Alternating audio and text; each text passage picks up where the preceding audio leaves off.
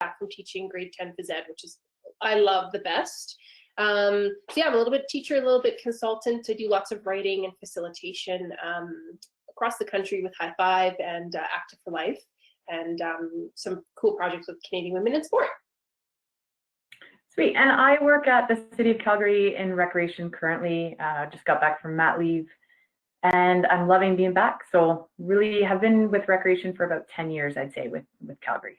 So yeah, awesome. We're going to get started today's session. We have an hour, like Amanda said. Amanda, thanks again for having us and for letting us be here today to share kind of some knowledge that we have. We want to just open up with land acknowledgement. So in the spirit of respect, reciprocity, and truth, we honor and acknowledge that we live, work, and play on the traditional territories of the Blackfoot Confederacy, Siksika, Kainai, Piikani, Tsuut'ina, Nakota Nations, and the Métis Nation, Region 3, and all people who make their homes in Treaty 7 region of Southern Alberta. Finally, we acknowledge all nations, Indigenous and non, who live, work, and play on this land and who honor and celebrate this territory. So let's move into 8 simple ways to engage an audience. Jen, I'll let you take over this. I was about to take over your slide, but let's stick to the script, right, buddy? Yeah. We're one and the same. So a couple before we begin, as you probably know, there's a chat feature on the webinar just below, or I guess aside from the names. So feel free to ask us questions, engage with other people in the audience through that chat box. We're also open for emails and text messages as well, but we'll give you our contact information at the end. As Amanda mentioned, we are being recorded. So this session, if you are having problems with your internet, which Jen and I have experienced facilitating up in the Northwest Territories, please contact Amanda and she can. We're also going to be using a really cool technology or tech tool called Menti. So we ask that you open up a separate browser from this one, www.menti.com. We'll give you a really cool code coming up here and engage with you and ask you some questions. So you can do that. That would be super. And then we'll have a question and answer period at the end. And we'll stay on for a couple minutes afterwards, just in case you want to maybe ask them alone or between the two of us or whatnot. So we are here to answer some questions. So our learning outcomes today, we're going to talk about 8 simple ways to engage an audience. We're going to go through some engagement techniques that Jen and I have used throughout our careers as facilitators. We'll learn about some resources that you can keep in your back pocket that will help you out. And then identifying some areas of personal growth. As a facilitator, it's kind of one of those things that you go out into the community, you do your thing, and then you just, go back to your normal job. But we're going to try and identify some of those areas that maybe you're like, oh, that kind of struck me as interesting throughout this presentation. And then we're going to hook up with you in about a month or two to see how you're doing. And I just want to add one of the key things, please feel free to make notes. There are 8 points to go over. So if you take away maybe 2 or 3 of those that speak to you like more than the others, that's what we hope. But ultimately the value for you today is that you will be able to apply some or all of the techniques immediately. So whether you have a staff training or a presentation you're leading yourself, even tomorrow, you'll be able to use these and hopefully feel confident using them moving forward to help you, I guess, be a little bit more successful with engaging audiences. And I have to say, Jenny G, I don't know about you, but it's so different for me to have to facilitate virtually. And we've done a couple of these so far, right? But if you can just show me with a nod of your head, if you have had to do lots of like virtual presentations or training, is it awkward? Is it much more difficult? Okay, yeah, thank you. You're making me feel better because it's a totally different ballgame. So hopefully the tools from today you'll be able to utilize, like I said, starting right away. So let's talk about some of the common challenges. I know when Amanda reached out to us and said, here's kind of what we're looking for, and here are some of the challenges that we're hearing from our members that they could use some strategies and tools with. It's basically about the audience engagement. And, as you can imagine as a facilitator, you should, in theory, be aware of how engaged your audience is, whether, by their body language. So if, they're having another conversation or their head is completely turned and they're doing other things, you should be able to gauge that from the very beginning and all throughout your training. So clearly that kind of lack of eye contact or distraction is a clear indication of the fact that they're not fully engaged. And in saying that, how many people, just raise of hands, have you asked a question at some point in a training and it's just awkwardly silent, right? Hands, show of hands, yeah. Okay, good. Yes, we're in the right room. But it's kind of a fine line, right, between how long do you give people to answer and kind of work up the courage to give a response versus crossing that line of like, it's getting a little awkward because it's just been silent too long. So that's another indicator and a challenge that we often hear and see as facilitators.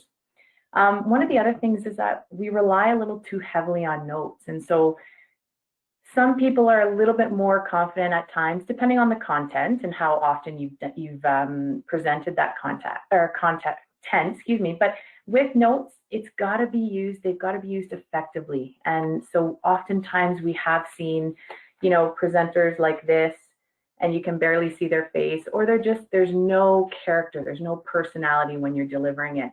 And so the engagement goes down automatically from your audience. And the last thing is not planning enough breaks, kind of refocusing opportunities for people to just really, you know, switch their brain back on. And I think there's conflicting research out there, but I know I've heard a couple different times that adult attention span is about 20 minutes max, and then you start to lose people. So if you're trying to present or hold a meeting that's longer than 20 minutes, you have to make sure that you're inserting some of these kind of refocusing opportunities. Give people the opportunity to stretch, grab some water, go to the washroom, give them kind of maybe like a brain game or a riddle to think about. And yeah, that's gonna help with engagement. So oftentimes, these are the reasons and the most common challenges that we see as facilitators. So we're gonna watch a quick video, super cheesy. It's supposed to make you laugh, so please have fun with it. But you might recognize some of these either in a facilitator you've kind of been a part of or you've seen, or you've done it yourself. So let's have a look.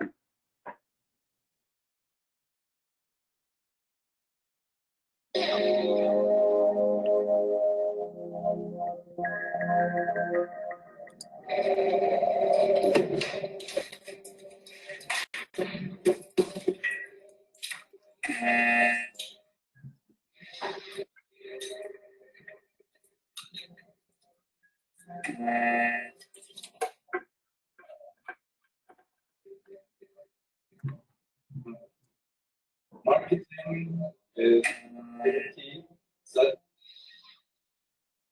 for institutions and for creators.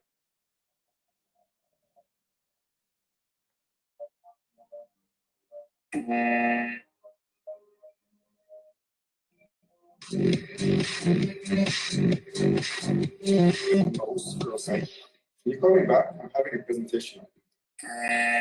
Yeah. Have the value for customers, clients, partners, and humanity at large.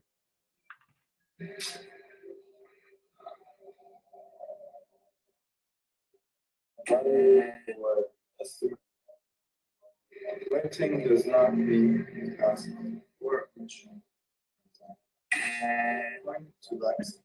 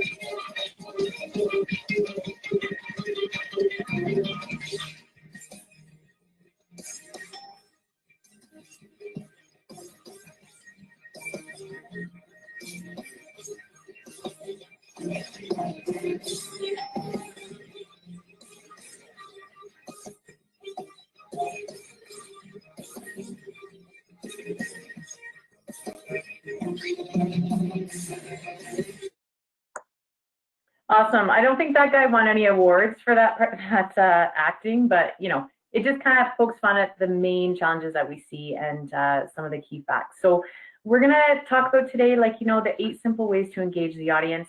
As I mentioned before, please don't feel overwhelmed. I know 8, sometimes it's a lot to kind of take in, but just take bits and pieces that works for you, things that speak to you specifically, and those can be key takeaways for you. So we'll move into the first one, knowing your audience. And I think too, like just Jen said, celebrate the things that you do well, because there's lots of things we're going to give you. But if you're like, yeah, I am really amazing at putting fun into my presentation, give yourself a big golden star for that, because sometimes it can be hard. Mm-hmm. So the first one is knowing your audience. I think this is so critical, and a lot of facilitators don't go the extra step to really know who their audience is. So you can see on the top here who your participants are. And I'll tell you a quick story. I went and facilitated High Five in Baker Lake, Nunavut, about 7 years ago. I didn't do any research. I kind of just showed up in my snow pants with my High Five suitcase and hoped for the best. And it was about 30 people in the course, young community leaders who were like 15, a sprinkling of like professional recreation people, some elders who were working in like the daycare programming, and then this really random and quite mean actually phys ed teacher that was teaching at the local school, and this principal forced him to come. So you can imagine that 7.5-hour course felt like 4 weeks, just because I didn't know how to engage that audience properly. So it's really important you know who your participants are. Second, you need to know your material, what you're facilitating. And some of the courses that I know you facilitate, like High Five, there's a lot of content. But if you break it into small pieces, and we'll show you how to take some really cool notes so you can facilitate with notes, it's really important. So you know your material. You need to know where you're facilitating. Another great story, I was asking Amanda where the school was with the rocks in, and you guys all know Ecole St. Patrick downtown. Again, showed up with my purple suitcase, going to teach principles of High Five or principles of healthy child development, and realized that there was 20 of us squished into a small classroom with no room to even move, let alone play games. So again, knowing where you facilitate, the area that you're going to be in, if there's breakout spaces, or even if you're in a gymnasium, making sure you know that ahead of time for sound and if you need a microphone, that kind of thing. So you also need to know why your presentation adds value. Some people are paying to come to your courses, so you need to know what the value you're bringing to the participants in your course. And then, of course, what they hope to gain. If you're hoping that they gain skills to work with kids, or maybe physical literacy skills, or working with elders, it's really important that you know that ahead of time. Yeah, one of the things that Jen and I do often is we would contact the person organizing the session and just simply ask for the number of people attending, the types of positions that they fill within the organization, and then the organization name, and also years of experience. And then that can help you gauge and alter kind of the material to speak better to that audience. Absolutely. This is just from the famous Katie Lang. She's a singer from Alberta. If you have to know you have to know your audience, and without them, you're essentially standing alone singing to yourself. So I don't know if anyone's felt like that before, but not knowing who your audience is, you're basically just singing for your supper, and it's a very awkward feeling. So taking the extra step to know your audience is really important. Awesome. So setting the tone is the next simple way that we're going to talk about. And I don't know if anyone's heard of Toastmasters. It's an international public speaking group. I was a part of that for 9-10 years. And one of the key things that they taught us was how to set the tone so that you're essentially setting yourself up for any speech, any presentation, any meeting, whatever it is that you're going to do. So some of the things, as you can see on the slide, is how to make a memorable impression, like first impression, and things like, sharing your passion, your enthusiasm, learning names and using them, showing that you're interested in your participants, and then having something fun to do. So just to kind of work through some of those points, again, times are different now, so we're not necessarily leading in-person trainings or meetings as much as we used to, but regardless of virtual or in-person trainings, making sure that you're set up well ahead of time, 15-20 minutes minimum before the session starts, it puts everyone at ease. So whether they're joining on GoTo or Zoom or whatever, and they know that, yep, the facilitators are here, they're ready to go, the presentation's up, they want to know that, okay, this is good, we're ready to go. And if you're not ready and you're scattered, it's hard for people to kind of come into the environment and essentially open themselves up to you to trust what you're going to say if you're not kind of fully organized. So what we say is just make sure you're fully ready. The other thing is setting the tone has a lot to do with how you greet people and how you essentially take advantage of, from the very first second you see them or you meet them or you have them join the meeting, is how are you getting to know them and how are you putting yourself out there first. So, just to give an example with the in-person trainings that I would do is, every time somebody would come in the door before the course, I would go up, I would kind of feel it out, see how they were, say good morning, introduce myself and ask for their name, and then let them know, go find a seat wherever you need to. There's a workbook, there's a pen, and there's a registration form. Love for you to fill it out and then just kind of flip it over when you're done. And that way people know what to expect. They also, again, know who you are and know your name, and you're starting to learn their names as well. And so learning names and using them often, we do say this a lot in High Five, is it's important, and it's important just as an adult trainer as well, to continue to learn and practice. This isn't a skill that everyone is perfect at, and it takes lots of, I think, vulnerability and practice. But once you start using names, you gain people's attention and you encourage them to kind of invest in that relationship that you're building between you as the facilitator and them as the audience member. The other thing I wanted to mention, if it's suitable for what you're doing, is take advantage of the time to get to know, like prior to the session, to get to know your participants. So one of the key questions, or I guess a couple of the key questions that I would ask, again, feel out your participants and kind of see, gently kind of walk over or, reach out to somebody if you don't think it will put them in an awkward position virtually to call them out. But, say things like, tell me more about what you do. Or I don't really know much about your organization. Can you tell me a bit more? The other question that Jen and I use often is, what are you hoping to gain from today's session? And one of two things could happen. One could happen that, they say, well, I'm hoping to get this, this, and this from the session. And that way, that you can tailor your material to make sure that you cover those points that they want to learn in that session. The other thing that could happen is they could say, I have no idea why I'm here. My supervisor just sent me to this and I have no clue, which is also helpful information when you think about it, because that way you are, I guess, filling the gap and filling that information in for them beforehand and laying out kind of clearly what to expect and here's why it's of value to you. So that's all about setting the tone. If we go to the next slide, this is kind of a go-to list, if you will, of kind of the resources or tips and tricks to use for setting the tone. And I know, like, Jen and I are really big on having our toolbox of resources and things like that already set aside for kind of any presentation that we do. So some of the examples here, printable worksheets, icebreaker games, and that Go Fishing icebreaker game is just an example of something you can do to have your participants kind of get to know each other, or just something to do ahead of time while they're waiting. You could do fun polls and surveys. Tabletop toys is something that, now in the pandemic and certainly more virtual, it's just probably not going to be used as much, but giving people something to do essentially when they first kind of get in, and that goes for those kinesthetic learners. And then the intro emails and kind of pre-session connections.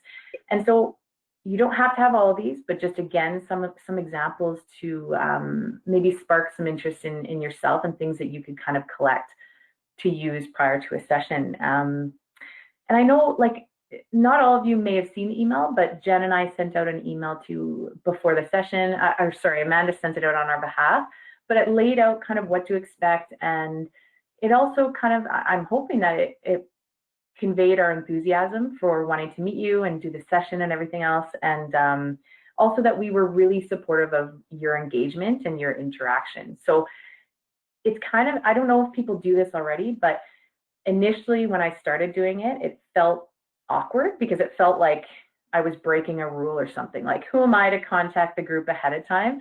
But why not, right? It just shows that you're kind of going above and beyond and trying to form that connection prior to the course starting. So yeah, just some ideas for you to think about. Awesome. So the second one is choose your methods, and this is a very teachery slide, which speaks to my heart. But it's about being intentional in the methods that you choose to share your information. So I'm sure you've seen or been in sessions where it's all direct facilitation, the full 2 hours, and the facilitators lost you the first 20 minutes afterwards. So it's really important that you switch it up. So here's some strategies that you can use, direct facilitation being one of them, but breaking your group up into larger groups to do activities. You could do small breakout groups, maybe 10 or 15 people, depending on what your group size is. One of my favorite ones, I actually used this in phys ed this morning, was think, pair, share. So you think on your own about an answer. So if I, as a facilitator, posed a question, I would think of the answer on my own, and then I would pair with somebody. So I would form like a twosome, and then I would share between the pair. And then if you wanted to take it next up, you would have the two pairs work together to form a square, and they would also share. So not only are you providing opportunities for self-reflection on the question you've asked as a facilitator, but you're getting people to share their answers together with another person and then with 3 other people. So it's a really helpful technique. Individual reflection is, like I just talked about, and then technology. And a lot of times we don't use technology because of, internet speed up in the Northwest Territories is dreadful, as you already know. But there's some really useful things that you can use, like menti.com. I'll show you in a couple minutes to get people engaged. And with students, I teach a lot of high school. And I'm sure like the students up in Northwest Territories, but their eyeballs are glued to the phone. So as a teacher, how do I reach them through a device they're already using instead of having them put it away, it's a mountain that I don't want to climb. So there's also giving different options to collect feedback. So if you have asked the question and now you're looking for answers, you can use flip charts, which we all use through writing or drawing. We can do reporting, so that pair, square, share, the pair or the square can share the information back. Or you can do it through fun games, quizzes, or small group sharing. Again, Menti being one of them, or you could, there's a couple cool apps that people can download and they can share their answers through that app. So just a couple things to take a peek at here. This is the Mentimeter on the left-hand side. We'll be using today in that separate browser. Here's the Think, Pair, Square, Share, which again, I use a ton in phys ed and also in learning strategies that I teach quite a bit. This is one of the pages from Jen and I do a program called Healthy Play, and we've developed a workbook. And this is just one of the pages that people can follow along with. So as you can see, it's not super content heavy. There's not a lot of writing, but there is, hey, have you thought about this? Here's a cool joke. Here's some doodle spaces, so that those kinesthetic learners are still engaged by doing something that's still related to the content that you're sharing.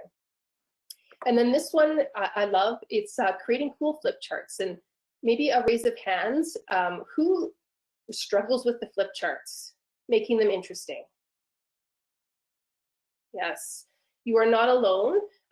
But there's some really cool ways to create flip charts that are not only exciting to look at and facilitate with, but it's also great to capture information in interesting ways. I won't go through all of these. I actually mentioned to Amanda, we have a really cool video from one of the High Five master trainers in Ontario. She's amazing at flip charts. And we can share that video on our WordPlay Facebook page and you can take a peek at it. But it's using some of these strategies with different colors and drawings and borders to really capture the information you're sharing in super creative and innovative ways.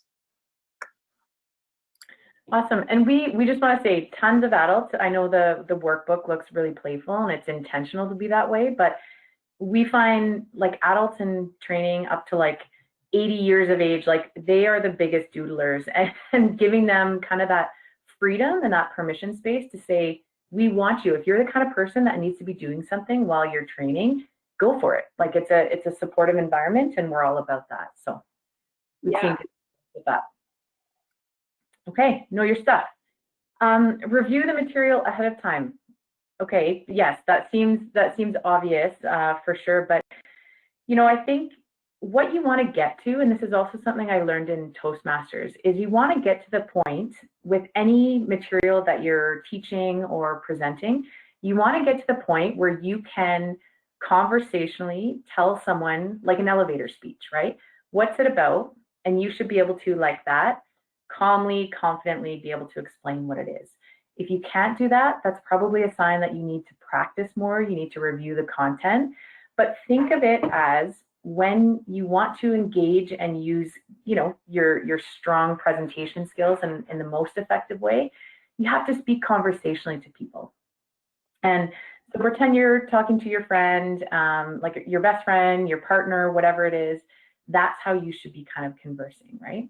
So if you're not as comfortable with the material, please get to that point where you feel like you can talk about it, you're enthusiastic about it, and you don't really have to think a lot about it. It just kind of flows, right? It also shows that, you know, if you're scattered, as most of you probably have been in a presentation or something like that, the credibility goes down instantly for the presenter, right? If they're scattered, if they're not really sure how to finish sentences, or, you know, they don't seem confident, that's where the credibility goes out the window. So then having some tips and tricks to use notes effectively. It's all dependent on who you are and how you learn best and how you utilize that. But some of the ways that we have, I guess, been able to effectively use notes is, you know, if you're given a manual or a facilitator guide that's massive and you're trying to cut it back down to a manageable amount of info. I know Jen's developed for High Five, just almost picture like a Word doc that has a table, and the first column is kind of the section of the training. The next column is 2 to 3 points maximum of the key takeaways that you shouldn't really miss hitting, right? So that way you know that when you're covering that section, try and talk conversationally, but you have to make sure that you hit those 3 points. And if you are going to glance down at your notes, it's not going to dominate and take your complete attention away from the audience. So that was kind of a something that worked well that Jen developed. And we've gone on the next slide. We'll show you kind of a way to effectively use highlighters. So I don't know about any of you. I'm like an over highlighter utilization kind of person. Like there's 5 different colors on there. I don't know what the first couple times I was doing it, I would look back at my notes and go, this just looks like a rainbow. I don't even know what it means. I don't even know how to use it effectively. So the thing we're going to show you on the next slide is a resource we can send out to you after the fact, and it teaches you how to highlight notes effectively. Creating your own resource library. So this is just, again, kind of those videos, those stories, those quotes, anything that you can add that gives your own personal touch to any training or any presentation, and things that really speak to you in the content, add those in. And all it takes is kind of the front-loaded effort that you have to do in order to create this resource library. But once you have that file of, you know, cool videos, cool quotes, whatever it is that you have, you can pretty much use those for the most part across most presentations, unless your content is quite different. But just a tip is to create your own resource library of stuff. And then connecting with a mentor or support person. Again, with getting comfortable with the material, turn to someone who you trust, colleague, family member, friend, practice. And you don't necessarily have to do the entire training or meeting or whatever in front of them, but just do that kind of elevator speech pitch that we talked about and see how that came across, and then continue to practice with them. I know one of the hardest things I had ever had to do with Toastmasters was somebody had videoed me presenting or giving my speech, and I had to watch it after, and it was torturous. It was awful. But when you're forced to watch yourself present, you definitely pick up on your strengths, but also the areas that you can improve on.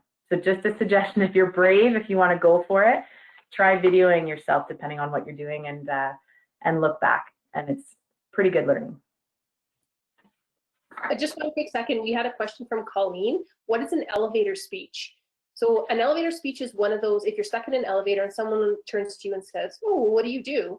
You're able to explain briefly what it is you do before the elevator ride stops. So it's a quick synopsis of exactly what you do in a really concise way. Hope that helps, Colleen. Almost like a sales pitch if you had to, right? Yeah, great question. So this is just a thing we can send out if anyone's interested. Maybe just send us a note in the chat box if you're interested in us sending it out, or we can put it on our Facebook page. But how to highlight. So just a quick resource. We're not going to spend time on it now, but categorizing essentially the topics, essentially how you highlight in order to best use your notes. So one kind of tip. Love it. So next one out of the 8 is backing it up. So knowing stats and information that back up your material is really, really important, especially if you have the participants who want to know all the things or who question you on, well, why am I learning this? Or why did you say this? Or where does this come from? It's really important that you can back up what you're actually saying. So one of those strategies is using did you know statements or interesting facts or fun stats. For me, I'm a bit of a stat nerd, so I like to have them on a flip chart paper, just hanging up on the wall so that if people take a break, they can read them or they can engage with them and have a conversation with somebody else. So those kind of live on the side. You can also use relevant quotes and shared resources. I am also a resource hoarder. If you've ever seen my High Five suitcase, it is gigantor, and half of it is actually resources I've collected from High Five and different courses I facilitate or people that I've come in contact with, which I think might be helpful.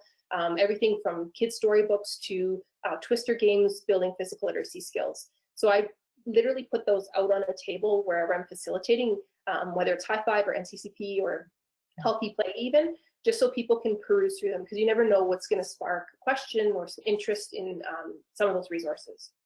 And then the third thing is giving personal examples to strengthen key messages. I think it's really important to put your own personality and personal examples, good and bad, into your facilitation or your presentation, because how you connect with your audience is through those personal connections. They might think, oh, well, I facilitated High Five at St. Patrick's. I totally know what you mean, that those rooms are really small. And then you've kind of built that quick connection with somebody that helps you bring in your audience. So here's a really quick video about trusting your story. And I think for me, this really resonates because a lot of the time I live in a land where I can tell you everything about High Five and all the courses I facilitate, but I don't actually trust my story in that I'm exactly where I need to be, and I can put personal examples in it. People are drawn to that. And I struggle with that, so I thought this was a really cool video.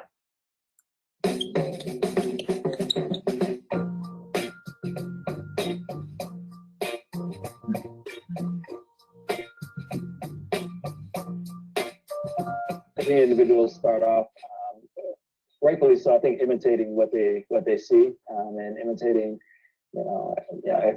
perceived experts in the field, but all of our life experience brings us to the space and who we are as facilitators. And so I don't know that there's anything that anyone particularly needs to have so much as trust your story and know that who you are, where you've been is informing who you are when you step in front of the space. Knowing who you are as an educator, as a teacher, as a facilitator is tremendously important. I think having a good sense of how you've arrived at what you're teaching or what you're learning, right? Your positionality essentially, I think is something that is that's critical to the work that you'll do.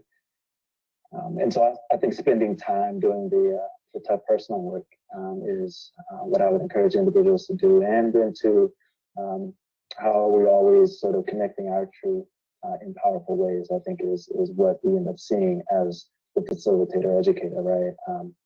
Is figuring out how to make that connection in authentic ways. And so be you.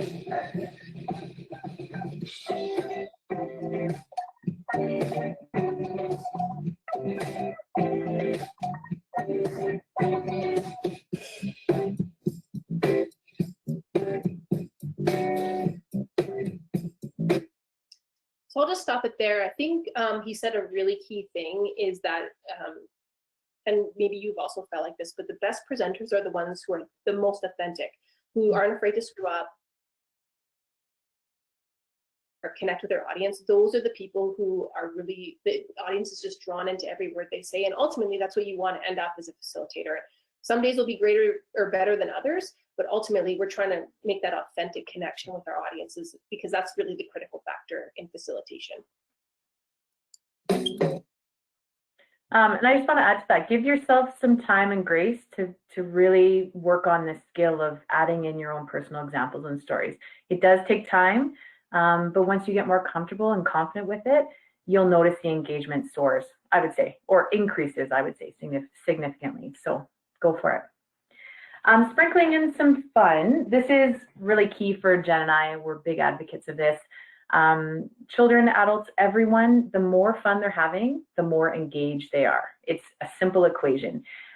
Depending certainly on the topic that you're presenting, I mean, there are going to be some topics where it's not appropriate to, add in fun left, right, and center, but we want to encourage you to incorporate some fun aspects as much as you possibly can. Not only will it give you breathing time as a facilitator to maybe gather your thoughts and, you know, read the audience and things like that. As I said, it's going to increase the engagement and the connection between your audience. So some of the examples we have listed, as you can see, are using captivating pictures, videos, visuals, presentations, whatever it is. Use some personal, like from work, I mean, use some work videos or pictures if you do have access to it. That's going to be even more relevant for the topics, of course, but just make it visually appealing. And, you know, if some of you aren't aware, there's different kinds of learners. There's audio learners who learn best by hearing things. And then there's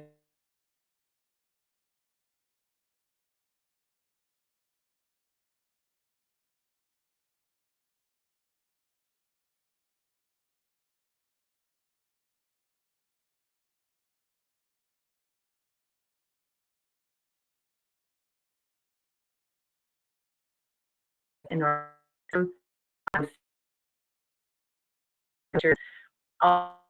and then the tabletop toys, doodle pages, workbooks, like we talked about before, that is, I mean, everyone enjoys those, but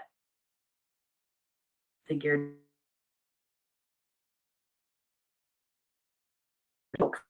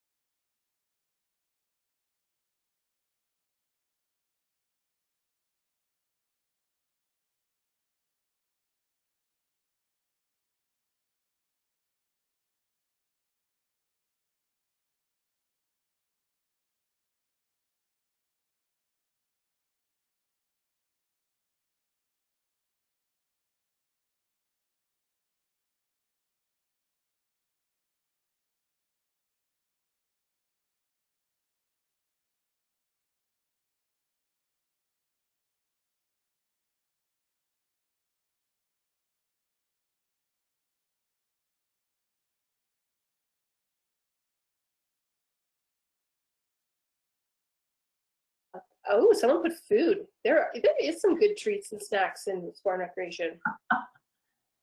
Activating community, the land, on the land, I love. Yeah, these are some great answers. And, you know, it's Jen and I working in recreation, a lot of these speak true to us for sure. So we hope you enjoyed that. And it is easy once you kind of get used to it. I know we did a presentation last week, and for some reason it didn't quite work. It populated once the presentation was over on the Menti site. So now that it worked well for us, this was the second time through, we encourage you to try it out. Super easy and kind of a nice way to engage your audience. And we have another opportunity to practice that coming up later on.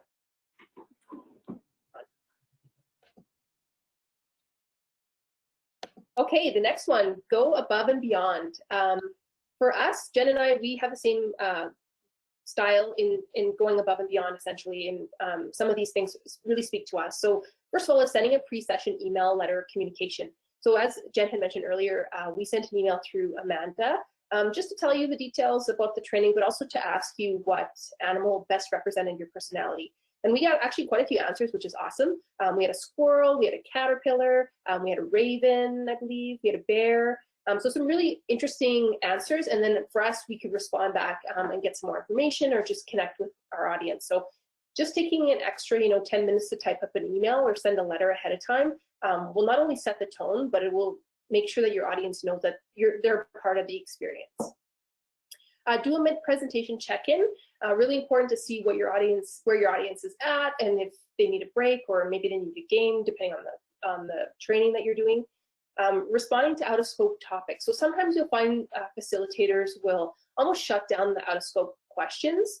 For me, I think it's really important to capture those in an interesting way. So I usually have a parking lot or a bike rack where I put those questions, and I make a point to take that home and research the answers to those questions and then connect back to the person who actually answered them.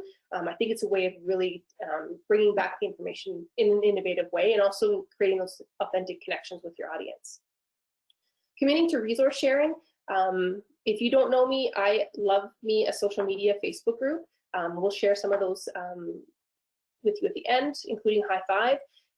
I share a ton of resources on there, not only games, but just way to connect with kids, current research on maybe trauma or working with kids in building resiliency skills or whatever that looks like. But for me, committing to sharing those resources or even sharing the resources out of my training kit are really important because, again, you never know what questions you're going to get and what connections you can start building. And then this one was huge for me. So I was a High Five trainer back in 2007. And then I became a master trainer in 2010 or 2013. So from 2007 onward, every evaluation that I've ever gotten as a trainer, so I've taught, I think, 120 High Five courses. Every evaluation that I've received, I've condensed into one Word document, and I take all the positive and all the negative feedback, and then I create goals for the next time around. So you can imagine the amount of information, but really it's consistently helped me grow as a facilitator. So getting the feedback and evaluations and then making your own goals to move forward is a good part of your facilitation and learning experience. Jen, can I add one thing just before you go on? With respect to the mid-presentation or mid-training check-in, as you can imagine, this could be kind of a sensitive topic for some people, or they may not feel confident sharing it. Like, you could ask them right out, hey, how's everyone feeling? Are people happy so far? And you'll probably just get some stares or, yeah, everything's good, right? So I want to challenge you to think about appropriate ways that you could check in with your audience that may give them opportunities for like anonymous feedback. So again, depending on your platform, if it's Zoom or GoTo or in person, that's going to look different. But I know in an in-person setting, something that we've tried before is, having them share as a group, or as a pair, or just individually writing down like anything that they're liking so far, anything that they don't like, and then they can just submit the piece of paper. That was one way that we kind of did an anonymous check-in, but I think you could also utilize technology and take polls, right? Give us a thumbs up if everything's going well, give us a thumbs down or a sideways, yeah, pretty much like that if there's something missing, and there's anonymous ways. So just wanted to bring that to your attention and just to keep in mind, because not everyone feels comfortable sharing when they're kind of singled out or they know that their name is going to be attached to the feedback. And I think too, on the heels of your comment, Jen, if you wanted to use this, we'll talk about personal growth in a little bit. When you do mid-presentation check-ins, you need to be on your toes in that the information that they're providing for you, your feedback, whether it's going well or going not, you're going to have to instantly change it for the session going forward. So it really challenges you, the facilitator. Okay, well, they've said they've been sitting too long. Now I've got to interject all these games, or I have to, get them active somehow.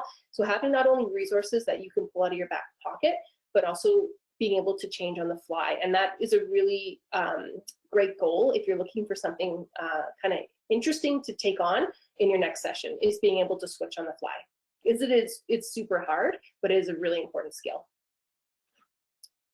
I just wanted to share this little document here, back to going above and beyond. This is our community host information form. So in Alberta, we send this email out. It's a voluntary, from trainers' perspective anyways. We send it out ahead of time just to get a really good scope of who we're presenting to, what they're looking to learn. Maybe they're struggling with behavior challenges or program planning. So we know that to laser focus in on some of those principles, so that we can give them exactly what they're looking for. And then again, with the accessibility on the bottom. So if you're ever interested in this form, I'm happy to share it with you, but it's a really great way to just really, again, set the tone and know to your audience, but also go above and beyond. So you don't just show up and really struggle with connection. Okay, and the last one is to recap and reflect. So a lot of the time, timing is really important for your delivery of your material, so that you allow for this time at the end to recap the key learnings and to really, make it very memorable and lasting in your audience's brain before you kind of say goodbye and leave them. So recapping and reflecting. A lot of the time, we can say kind of, here are the key learnings and put up a slide, a PowerPoint, and that's fine. But how can you make that more fun, and how can you make that more engaging? So just a couple of the examples is you could assign smaller groups or pairs.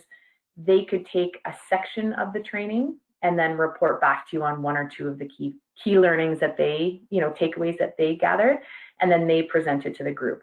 So not only are you volunteering them that they have to essentially review the material again and reiterate the important aspects, but you're getting them up and presenting, or at least speaking and playing an active role in the presentation. Another one that I've actually seen is to do a fill in the blank quiz. So you could have it up on a slide, a PowerPoint slide, and it could say, a sentence, and then the last word is blank. And you have to think back or review your notes, find out what it is, and write it down and review that as a group after. And then something else that we used to do in our city trainings is kind of like a team, like a game show trivia. So you have either two larger groups or smaller groups. You read out a question, and then the first one to slam their hand on the table or, put their hand up and answer correctly would win points. And so just some fun examples of how you can make it more engaging. Using group processing activities, we're going to go over 4 of those in the next slide. And these are really critical to, not only have people reflect, but really think about it in a more concrete or more abstract way on how they can apply it to their daily lives or their professional lives or whatever it may be. Allow for individual reflection. I know Jen had mentioned that before. Some people aren't into group work or, sharing with other people, and that's totally fine. You just have to read the audience in that way and provide individual activities as well as options. So giving them time to think, maybe there's a few minutes at the end to write down what they've thought about and whatnot. And then the last part is to have a call of action. If you don't know what a call of action is, it's essentially you are asking the audience to do something before they leave, or as soon as they leave the session, you are asking them to complete a task or an activity or whatever it may be. We have a call to action just at the end of this presentation, which is coming up soon. And again, it's a way to show the audience that not only do we as facilitators care about your learning, we're also not here to just be like, hey, great, see you later. We're never going to see you again. good luck. A lot of the times we take training, there's a lot of information to remember, but if you're given a call to action at the end and you're kind of held accountable to that, you're more likely to do it, right? So call to action is really, really important. The group processing ideas, Jen and I have just listed off 4 of them, and I'll just go through them quickly. The see, hear, feel is one that you can do in a group setting, whether it's a program, a meeting, a training, whatever it is. But you ask the audience to share what they've seen, what they've heard, what they felt. So you can gauge as a facilitator by those answers, whether it's been a positive experience. You know, we hear laughing, we hear lots of chatting and sharing, we've heard cool stories, versus some more negative things, right? So this is something that you could either do mid-session or at the end. Compliment tag is something that we use a lot in training of our frontline staff. And after the session, assuming that there's lots of interaction and group work and sharing and stuff like that, each person gives a compliment to another person. They can know the person before they attended the course or not, but if they saw something, for example, Jen, I just want to give you a round of applause, high five, compliment for just being super engaged and providing some great examples. And everyone has to have a turn giving a compliment to someone else. Lemons and lollipops is one of those where, again, if you've created an environment where people feel safe to share in a group discussion or in pairs, what's something that you liked? So lollipops, and what's something that you didn't like, that was maybe sour, didn't sit well with you, a lemon. So that's good. You want to know what has worked well and what hasn't worked as well so that you can improve. And like better is just to kind of gauge where the strengths of your presentation or your facilitation were at. So what did you like? And then what did you like even better than that? And so that way you know that those 2 things, or, you know, collecting all the information, you need to keep doing those because that went over well with the audience. So yeah, those are 4 processing ideas that you can use. As I said, use them throughout the session and use them at the end, but it creates kind of a really positive kind of community feel when you get to share and work through everything that you've learned and seen in that session. Agreed. And it also is really great for goal setting too, if you want to take it to the next level and you know, gather that feedback from your audience to say, oh, I was really good at this, but this is something I need to work on because my audience said so. So just to round back here, these are the 8 simple ways to engage an audience we chatted about. So number 1 is know your audience. Number 2 is set the tone. Number 3 is choose your methods. Number 4 is know your stuff. 5 is back it up. 6 is sprinkling some fun. 7, go above and beyond. And 9, making sure you're recapping and reflecting. So as promised, here's another Menti. We're going to use the same code. I'm going to go back here really quick. So just on the same Menti screen, if you just refresh, it should come to this. Again, or if it doesn't, just type in menti.com again, and it should populate here. And then you're going to type in 6439095. And so what we're asking is, what is an engagement strategy you are taking away from today? We loaded you with lots of information, so just pick the one that really speaks to you. And we should, cross our fingers, see some answers here. So if you want to go to menti.com, it's just right here on the top screen here, www.menti.com, and then ask for a code, and then the code is this right here, 6439095. And this is so great because it's anonymous as well, right? Yes, so true. You can share as much as you want. So yes, doodling, tabletop toys, fun polls and surveys, fun. Flips. Yeah.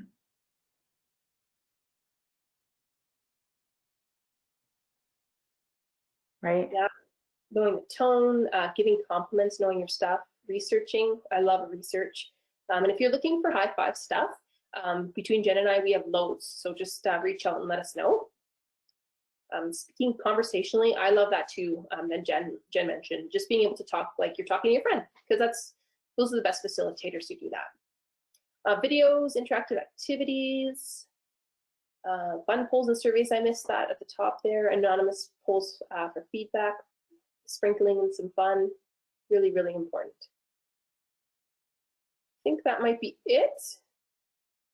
Oh, we got some coming down here. Icebreakers. Lots of online tools to use, absolutely, especially I will say with your younger audience who have access to phones. Using online tools will help you engage with those folks because it can be very challenging. So you just meet them where they're at, you're ahead of the game. Giving personal examples, fun every 3 to 5 slides for high engagement, agreed. And then setting the tone. I think that might be it, 17 responses. Awesome. So I'll take a quick picture of this and I'll let Jen go to the next slide here. Thanks for sharing that information with us. We really love it. So we have 2 minutes left, but we just wanted to share with you kind of our call to action to show you that we're committed to you and we're invested in seeing your progress and your growth beyond how awesome you already are with facilitating and training. But we wanted to ask you to think of one thing right now, identify one thing that you would like to work on as a facilitator. So maybe this presentation has kind of solidified in your mind what that thing or that area is for you. If you need more time, by all means, take time after the presentation. But if you know it, I want you to think about it and identify that. And then what we want you to do is link it to one of the 8 simple ways from today. Okay, and then what we want you to do is either email us, and maybe, you know what, Amanda, we'll talk to you about this and the best way to do this, but we want to reach out to each and every one of you and gather your answer. And then, as Jen said earlier in the presentation, we want to follow up with you in about a month's time. Hopefully you've had an opportunity to use it or practice it, but yeah, we want to see how you're doing and offer more support. So I guess it makes sense because I know with GoTo, I'm not as familiar as with Zoom, but Amanda, if you have any suggestions, please let us know. But I think amongst the 3 of us, we can figure out the best way to get that feedback back from each participant. Awesome. Awesome. Okay. So yeah, give it some thought and we will look forward to touching base with you in about a month. So we have, yeah, 1 more minute, but this is our information, our social media, our website. We encourage you to join our Facebook and Instagram groups and follow us. We have lots of resources like Jen said, and if you'd like to stay in touch with us regardless and just keep in touch and receive some more resources, let us know. But if there's time, Amanda, if there's any questions, do we have time now or should we just maybe deal with those after over email? No, so if anyone has questions, you can hang on and ask them. Otherwise, if you don't have questions, I will just say a big thank you to everyone for joining today.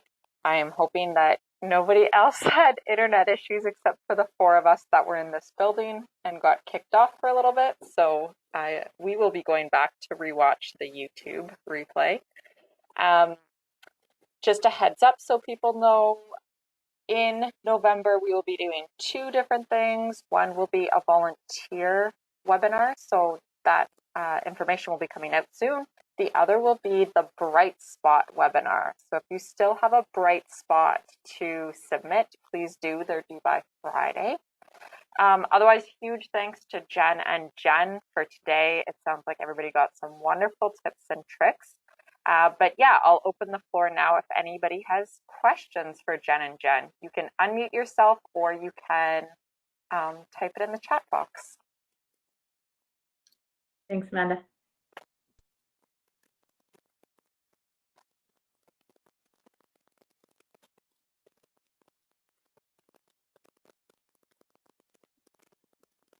So Bree has a question there for you, Jen and Jen.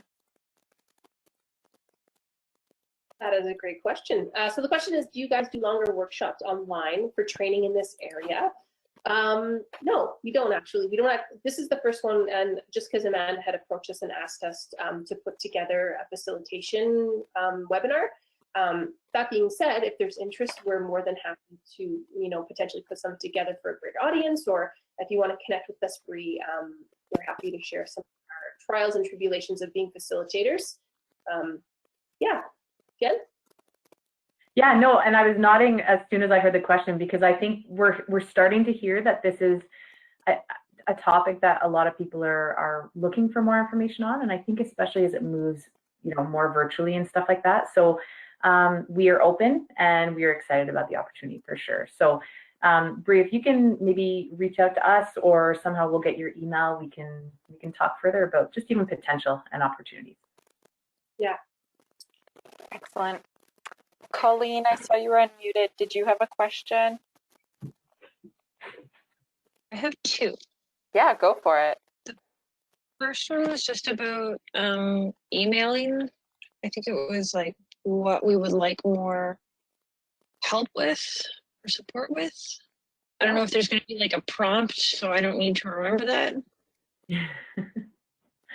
Yes? No?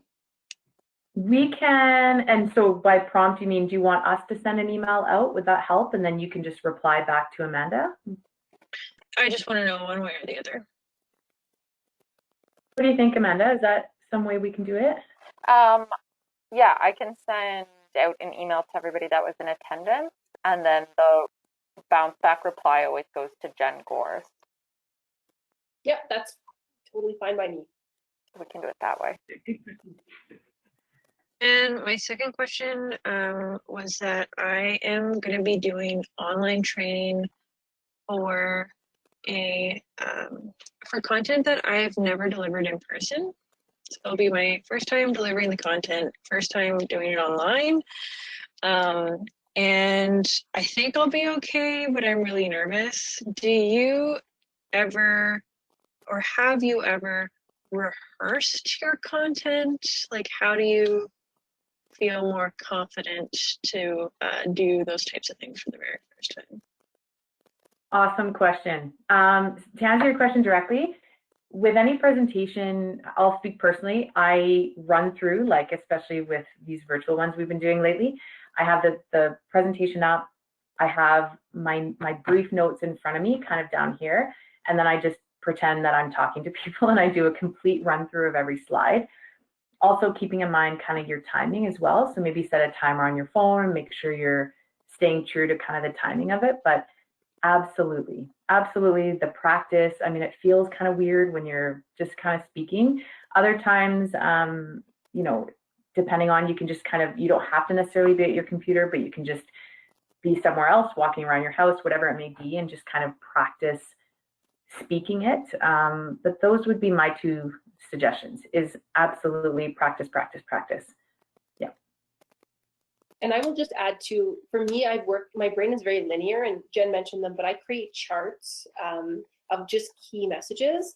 And once I've done that, I've gone through the whole training manual, and sometimes it takes forever. But once I have those sheets, then I rehearse, or I grab somebody who has never heard the material at all, and then I go through those key points just to make sure that if I'm speaking to someone who's brand new to this, that they can understand. Because sometimes we get so caught up in what we're supposed to say that we forget, you know, those key things that are really critical.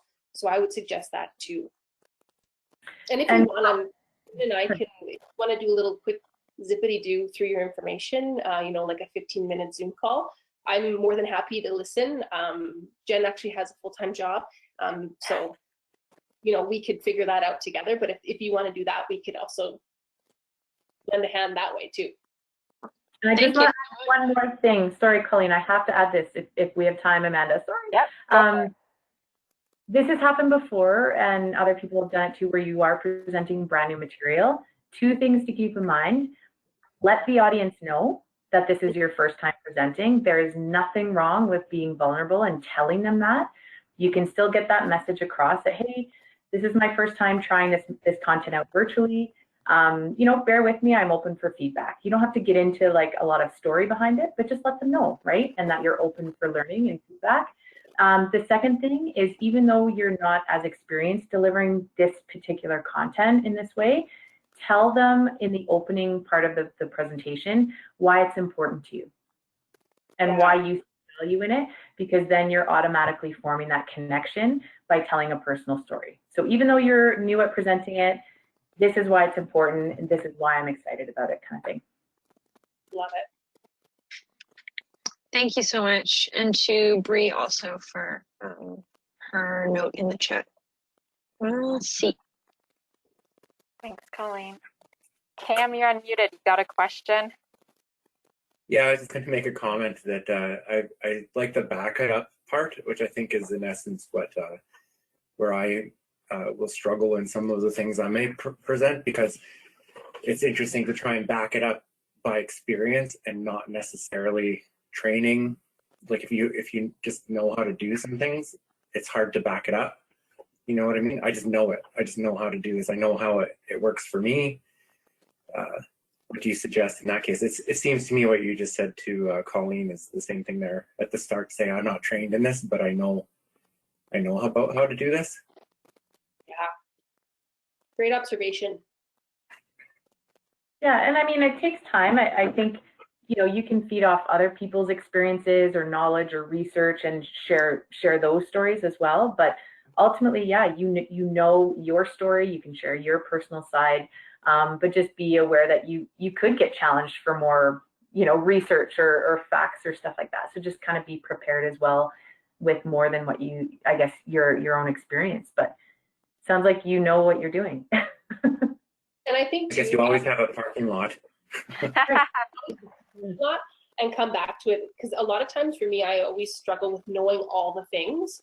And so when I know all the things, I get, you know, I go off on tangents and that kind of thing. But if you are like, you know what, actually, I don't know the answer to that question. That's a great question. I'll come back to you. And then you circle back, you know, maybe a couple days from then, or, you know, a week from there, once you have the actual information they're looking for. I think that shows credibility and also being vulnerable, because you don't know the information, and that is okay, because you can't be everything to everyone. Mm-hmm. Awesome. Thank you, Cam. Anyone else still on with questions?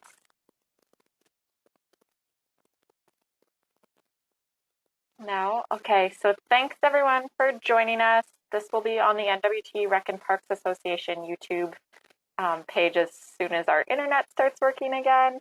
But otherwise, thank you all for joining us today. Have a lovely afternoon. Thanks, Jen and Jen. Thank you. Thank you. Bye. Bye.